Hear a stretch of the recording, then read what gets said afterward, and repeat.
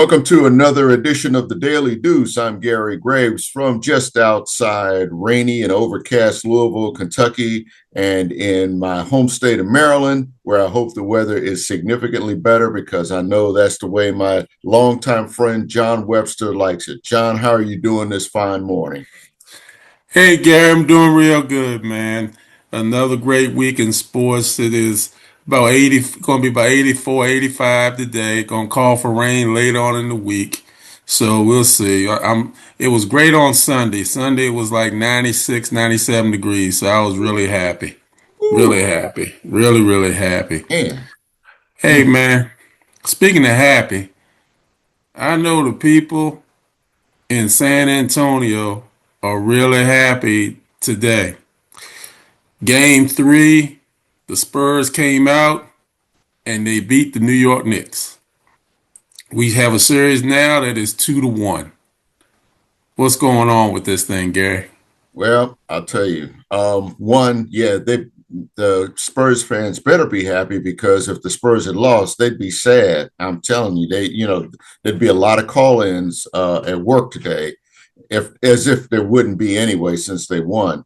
But John, the saying goes that it's not a series until a visiting team wins. Well, visiting team wins rather.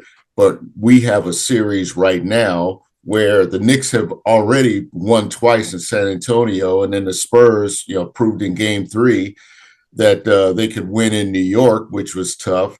Having said that, the Knicks were not going to, they were going to lose eventually, and it didn't surprise me that they lost Game Three. And it didn't surprise me that they lost Game Three the way they were committing turnovers and just seemed to be out of sync. They really lost, in my opinion, the they lost the momentum really coming out of the break. You make up a 12-point deficit, you lead by 7 at the half, then you come out and commit turnovers on your first two possessions. I think it took them like 3 or 4 minutes before they actually scored. By then, San Antonio had wiped it out. They had started to build a little lead, and really just kind of kept the Knicks at bay from there. I know in the third quarter it was back and forth, but I'm not ready to say that the Spurs, who I picked, regrettably, to win this series, I'm not going to say that the Spurs have found their game. I'm not going to say that they're going to win Game Four or anything else like that.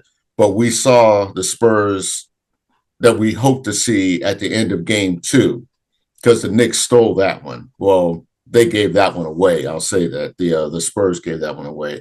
But for the Knicks to really gain an advantage in Game Four, excuse me, they they have to limit the turnovers. Their shot selection was horrible in the second half, in my opinion. Yes, they got a few clutch baskets and in that final minute, to get close, but they were playing catch up, and they were playing catch up because they failed to defend Stephon Castle. They had no answer for Wemby, who I think had 32 points, along Jalen Brunson as well, and we saw, I think, the dominant Wembanyama in that even when they put somebody on him, that he can either go around them or go through them. And I think about a couple of those lob dunks that he had that I was like, there's not a daggone thing you can do about that on defense. I don't care how many guys you put on him. I mean, he had one basket where there were at least 3 Knicks around him, and he still got up and got it over him. That's what he does. For the Knicks, you just have to defend everybody. De'Aaron Fox hit a clutch jumper, to really, be the dagger in that game. So now you got to account for him. You got to account for Vassell. You got to account basically for everybody on the Spurs because while they have been uneven through these 3 games, last night, Game 3 showed they can do something when they need to. And they are a team that concedes. I don't want to say, when they smell blood that they pounce, but they did a really good job when they got a lead. that they slowly patted it, and they got the ball in the right hands. And last night, it seemed to be Wembanyama and Castle, with help from Fox. Just about everybody. It was all hands on deck. Of course, they needed it. For the Knicks, offensively, I was a little mystified as to why Mike Brown didn't use that second unit more in the third quarter to kind of maintain momentum, especially when they got off to such a bad start. I'm trying to think it was a I want to say Arroyo, but yeah, I'm bad with names. But the second unit was getting something. They got that offense to really spur that second quarter turnaround, and maybe if he had them in there when they got off to the start, they could have maintained momentum and either built on a lead or at least kept it close. But there was just something. 4 fouls on Jalen Brunson didn't really help either. Entering the fourth quarter, but again, he knocked down some shots. They just have to really make better shots or have better shot selection. And Mikal Bridges, they need more from him. They got a lot out of Josh Hart. I think he was 4 for 4 from three, but they need more out of Mikal Bridges if they're going to win this series, because again, it's one of those series where they've got to answer every potential threat from the Spurs. And in addition to getting what they get out of Brunson and Karl Anthony Towns. What do you think? Well, interesting game last night. I think San Antonio came out and they were the better team. I think they were more physical than the Knicks. I think the Knicks were caught off guard by some of the physicality, because some of the physicality people were saying may have been flagrant. But you have to keep your wits about you, and I think it just seemed to me last night the Knicks were off kilter the whole night. Even with them up by 7 at halftime, just didn't. Everything just seemed to be off kilter last night. Um, Karl Anthony Towns had 11 points, totally outplayed by Wembanyama. Now, let me give credit to San Antonio. I'm saying the Knicks are off kilter. Give credit to San Antonio. Part of the reason they're off kilter is because San Antonio played so well. Yeah, One their of the things defense was San on An- point. yeah, one of the things San Antonio did was Wembanyama started inside and worked his way out. In the first quarter, they were getting a lot of inside baskets. I think that's really important. I've said to you many times, Gary, if I have an aircraft carrier sitting outside shooting threes, leave him out there because he's not doing damage inside the paint. He was dominant last night. Um, they have 6 players in double figures. San Antonio did. Harper came off the bench with 13 points. Mhm. Another thing that I think hurt the Knicks, Mikal Bridges had a rough night. He had 2 points. That's rough. 1 for 5, 0 for 3 on threes. That's rough. Brunson was in foul trouble. That's a rough one as well too. One of the things about as good as Brunson is the heart and soul, and Karl Anthony Towns is the key. But you can take advantage of Brunson on your offensive end when he's playing defense. You can get a few things because of his weaknesses on defense. And I think the Knicks will make some adjustments for game four. Game four will be really interesting. I still say the referees they're letting them play both ways. They're letting them play. But at some point, you have to get control of the game or else you're going to have a real problem. And I think now you're up to game three. And now, along with game three, that's when teams start becoming annoyed or agitated with each other because they see each other so much, and it's for the championship. So I think tempers are going to be even more shorter now, and I think the referees have to jump in and take control. Um, they are what I would say. I think they're calling it even. I'm looking now at fouls, personal fouls for the Knicks. They had 23, and San Antonio had 21. That's pretty fair. That's pretty even. Now there is some talk about disparity on foul shots. San Antonio shot 24, and the Knicks shot 8. What I will say about that is a disparity. But it also, you got to keep in mind the fouls that the Knicks were called for must have been more shooting fouls than what San Antonio was called for, or not being in the bonus when they had the fouls. Yeah. But I think the fouls are pretty even. But I think the referees are going to need to tighten up. You had a situation beginning the game with Josh Hart and Cornette that had to be separated. You had the one with Wembyamba and Jalen Brunson that everybody saw, but nobody saw. So you gotta figure out how that's going to play out in the next few games. I know this won't happen, Gary, but I look at it like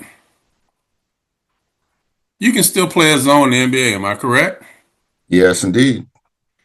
Why don't you go to a 2-3 sometimes? The Knicks, not Hmm. every possession, just for a little bit. You, I think right now, Castle, Vessel, Champagne, they're causing a lot of problems because they're able to get a lot of dribble drives and get to the hole where they want to be. Put them in a zone because people don't see it as often in the NBA. It makes you think. It makes you 1 second hesitant, and 1 second can be a difference. That's just my opinion. I know it won't happen. They won't play a zone, and I get that too. But I think if you just put a zone out there against San Antonio, it could cause them problems. Now, if I'm San Antonio, the next game, you gotta continue doing what you're doing. Wembanyama starting down low, then working his way out. I think that's a key.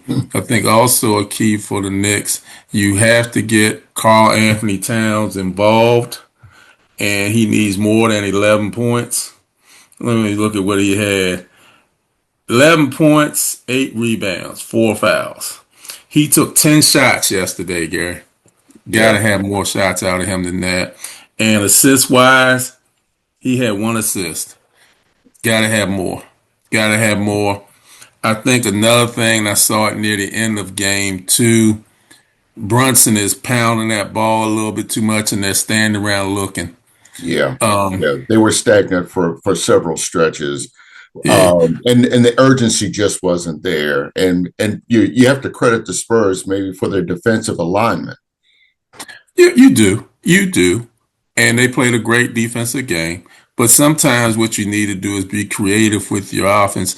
We all know that in order to free up Brunson, you're going to have to set a pick. Everybody knows that. So you need to become creative with your picks. Everybody also knows the first pick that's going to be is probably Karl Anthony Towns above the top of the key setting a pick for Brunson. That's probably the first pick you're going to see. San Antonio knows that. So you need to become creative with your picks. You need to start running Brunson off of picks from the baseline, running from picks off of the foul line. That way, the picks are happening, but you need to have a new starting point. I mean, that first pick is good because San Antonio is picking up Brunson so high. Towns comes up, set the pick to free him up a little bit, but then you need to have another pick right there at the top of the key or at the foul line. Another one. Pass it that way. Brunson takes a long screen run around the baseline, runs through 2 more picks. Somebody's got to be freed up off all those picks, Gary. I'm sorry. Somebody is going to be open. Ain't nobody fighting through four picks without losing track of something, you Yeah. know? So, There was um, one that was really ugly for Brunson where I was just like you said, pounding the floor too much, and then he turns the ball over. yeah, I think he got they tired gotta, personally. yeah, and you gotta get back to your flow. The ball movement, people moving around, and people doing what they do. The other thing that you got to watch in these situations, people try to do more or try to do things they haven't done. Continue to be yourself. Continue doing what got you to this point. Example, Shamit is a tremendous shooter. Will we agree on that? Oh yeah, no doubt. Okay. He's a tremendous shooter, but guess what, Gary? He's a tremendous spot up shooter. Yeah, yeah. First half, he was trying to shoot off the dribble, and guess what happened? He missed. That's not what he does. That's Hmm. not who you are. Be who you are. Don't change that. Be who you are. You are a spot up, dead on shooter. Your name is Shamit, not Curry. Do what you do. Be yourself. Yeah, Carl Anthony Towns has become a point center. Do what has gotten you here and what has been helping the team. You have to be the point center. Excuse me. You need to free up Brunson with some picks. Other people have to pick up the weight. If Bridges is hitting shots, if Hart is hitting shots, they can't double off of they can't double on Brunson. They can't double on Carl Anthony Towns, and that opens the floor up more. But you can't just stand and watch one person pound the floor with the basketball. You gotta have some movement. You gotta have some movement. And on that defensive end, you gotta find a way to stop San Antonio from getting into the paint. As I said earlier, Champagne, Harper, Castle, they are tremendous drivers to the basket. Tremendous. And they're great mid range shooters. You need to stop them from driving and make them think more about shooting outside. That's what you got to do. hmm I don't know a lot. I'm nobody's coach, man. But that's just my 2 cents of what I think, Gary. yeah. All excellent points, John. And the one that you made about zone defense, I thought was really good because one of the things the Knicks were bad at stretches, and this is where Stefan Castle, um, made a difference, was on some of his threes. He was, he came off of some screens to hit threes, and there was no defensive closeout, or they were late.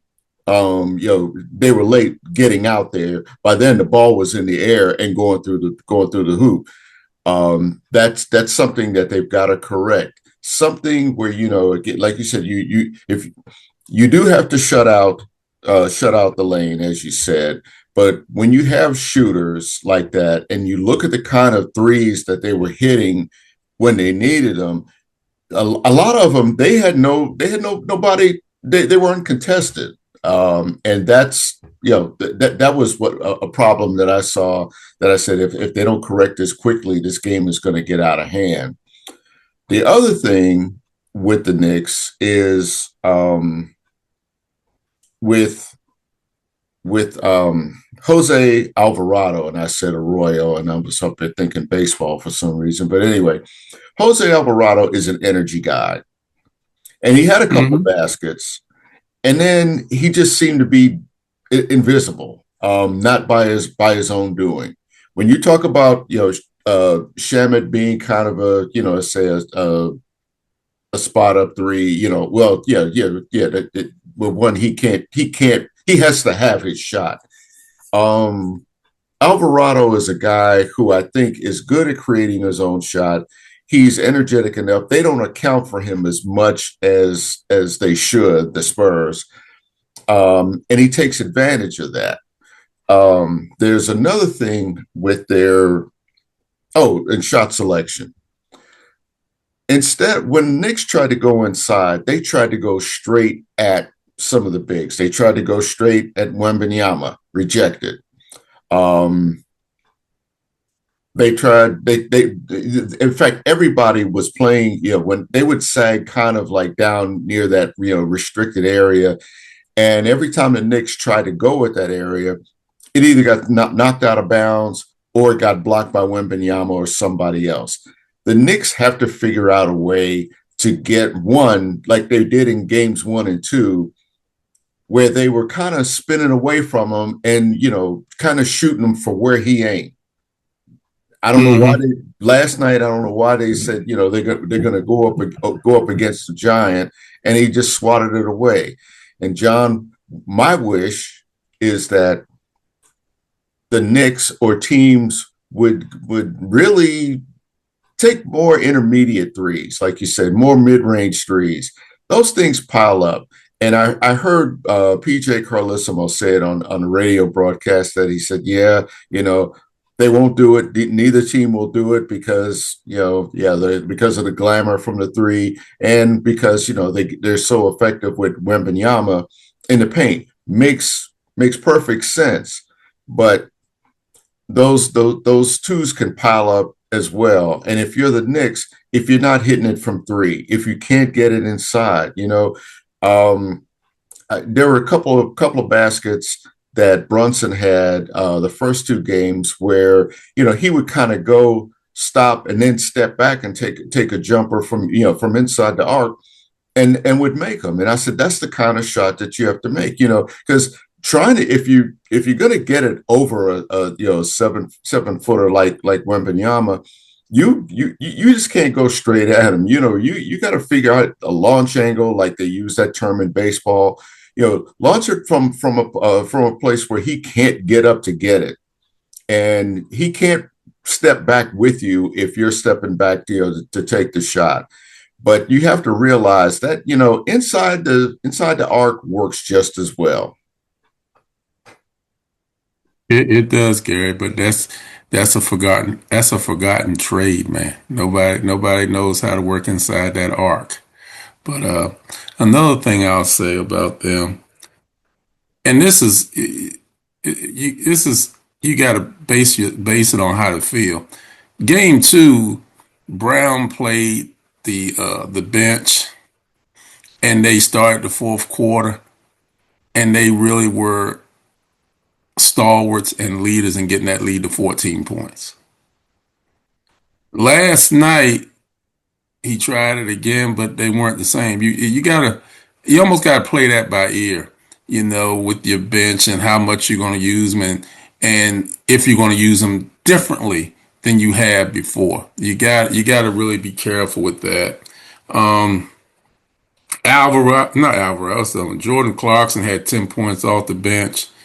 But and they did a great job bringing them back in the second quarter. But that fourth quarter, you may have wanted to have more of your first stringers in there because it didn't work out as well for them. But we'll see. What happens in game four, Gary? One, I do think you see a different Knicks team. I think you see a team that hopefully will recognize the mistakes it made, recognize missed opportunities, particularly in that third quarter. And what you said about the start of the fourth, Mike Brown, I think, might have to rely on his field more. Again, that's probably the one time I think Brown made some mistakes, coaching mistakes. And I think he became a little reliant on the replay on the challenges to maybe kind of stem the tide a little bit. Yes, they were successful, but you still didn't have an answer on subsequent possessions, defensive chances, and that's something that he's got to correct.